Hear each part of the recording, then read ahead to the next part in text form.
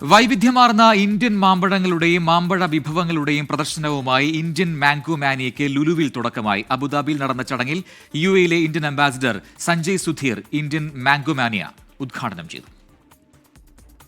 GCCയിൽ Indian ഉൽപ്പന്നങ്ങൾക്ക് കൂടുതൽ വിപണി ലഭ്യമാക്കുന്നതിന്റെ ഭാഗമായാണ് പുതിയ ക്യാമ്പയിന് ലുലു തുടക്കമിട്ടിരിക്കുന്നത്. Agricultural processed food product export development അതോറിറ്റിയുമായി സഹകരിച്ചാണ് ക്യാമ്പയിൻ.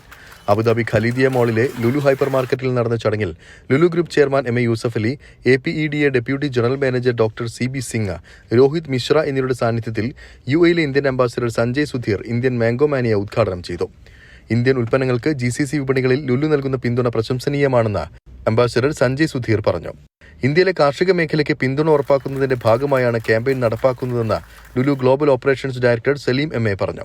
വളരെ ലിമിറ്റഡ് റേഞ്ച് ഓഫ് മാംഗോസ് മാത്രമാണ്, വെറൈറ്റി മാംഗോ മാത്രമാണ് ഇപ്പോൾ മാർക്കറ്റ് ചെയ്തിട്ടുള്ളൂ.